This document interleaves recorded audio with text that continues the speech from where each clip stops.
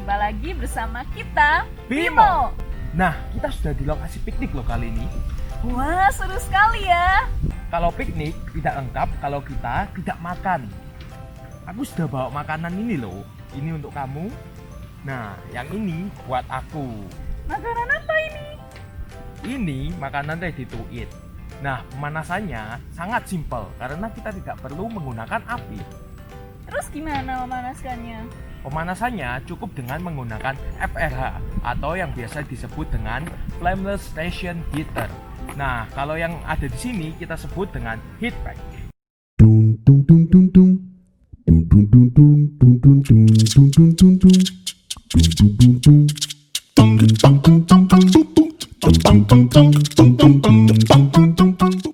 Oh, FRH ini yang digunakan para tentara untuk memanaskan makanan ketika mereka perang dan latihan itu ya?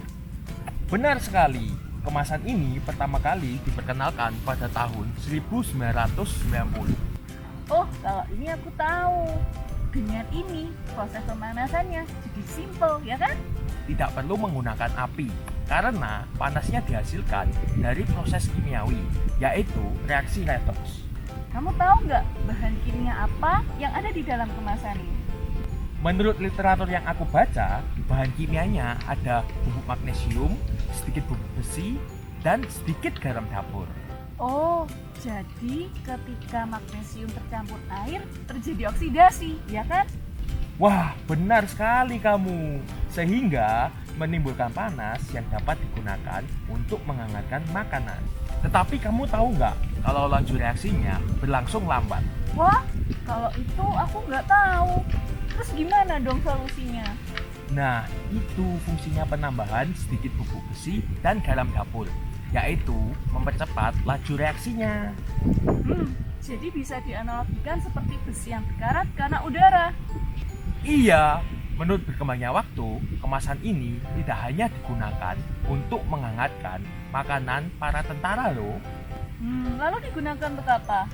Zaman sekarang, kemasan ini digunakan untuk menghangatkan makanan ready to eat seperti yang aku bawa ini loh. Selain itu, juga dapat digunakan untuk menghangatkan mie instan atau untuk daging juga bisa. Lalu, kalau heat pack yang tadi kamu sebutkan itu apa? Nah, kalau heat pack ini merupakan salah satu inovasi dari FRH itu sendiri. Oh, kemasan ini punya 2 kompartemen atau sisi dan juga punya seal di bagian tengahnya ya? Tentu, salah satu sisinya berisi cairan dan sisi lainnya berisi bahan kimia. Jadi sisi yang berisi cairan ini ditekan ya, supaya seal di bagian tengah ini rusak. Baru dijelaskan sedikit saja, kamu sudah paham betul ya? Iya dong. Setelah itu kedua zatnya akan tercampur dan bereaksi sehingga menimbulkan panas, ya kan? Panas ini yang nantinya digunakan untuk menghangatkan makanan kita. Terus gimana cara pemakaian heat pack ini? Sini aku jelasin. Pertama-tama, kita harus keluarkan semua isinya dari kemasan ini.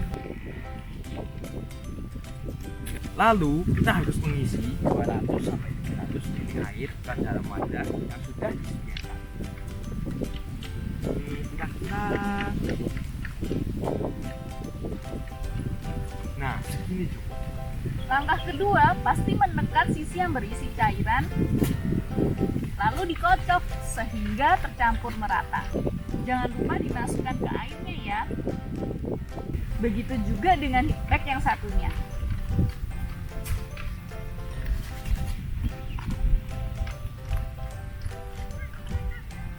Kamu pasti bertanya-tanya, apa fungsinya air pada heat pack ini?